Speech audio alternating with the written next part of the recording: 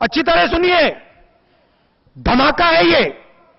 उलेमाओं की ओर से आरएसएस को बैन करने की मांग की जा रही है।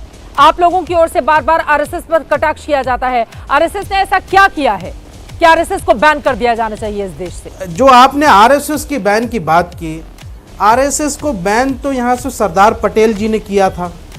आरएसएस के खिलाफ जो है राहुल गांधी जी भी कहते हैं कि हम इनको बैन करेंगे, ये नहीं होना चाहिए।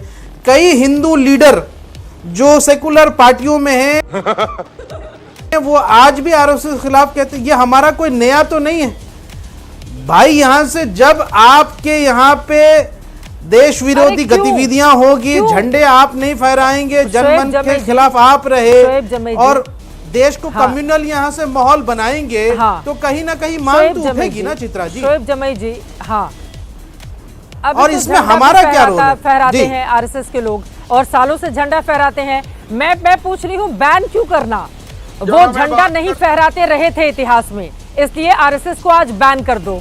आ रही हूँ, इसलिए आरएसएस को बैन कर दो भाई। उनके ऑफिस में सालों पहले बहुत नहीं सुनिए चित्रा जी, करता था, ये तो आरएसएस को बैन कर दो।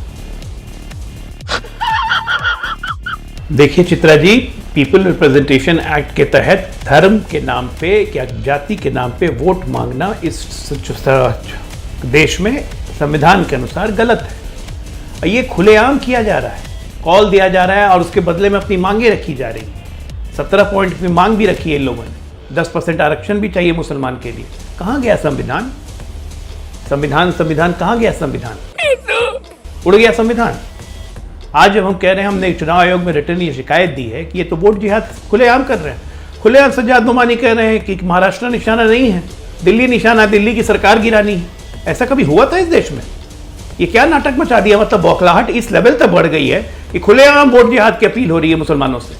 महाराष्ट्र से लेकर झारखंड तक हर जगह एमडीए को जिताओ, जिताओ, जिसको अपील कर करके हराओ, भाजपा को हराओ, भाजपा को हराओ। अरे भाजपा को हराओ, ताकत है तो जनता के दम पे, वोट जिहाद के दम पे आप भाजपा को हराएंगे।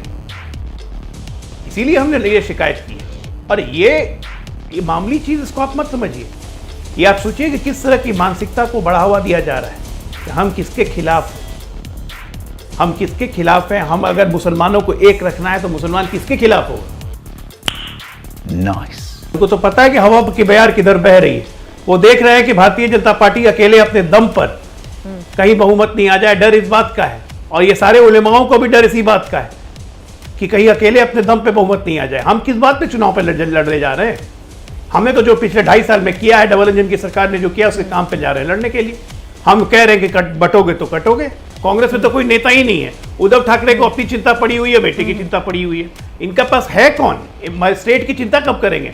एक भी विजन दिया है कि स्टेट को करना क्या है? नेगेटिव बातें बोलने के अलावा इन लोगों ने कुछ नहीं किया है। अब आग में उस पर से घी डाल दिया। और दूसरी बात बताइए, ये जो ऑल इंडिया आज मुस्लिम पर्सनल लॉ बोर्ड ने बोला, परसों उलेमा पर्सनल लॉ बोर्ड ने भी ये अपील दी थी, 17 मांगे मांगी थी।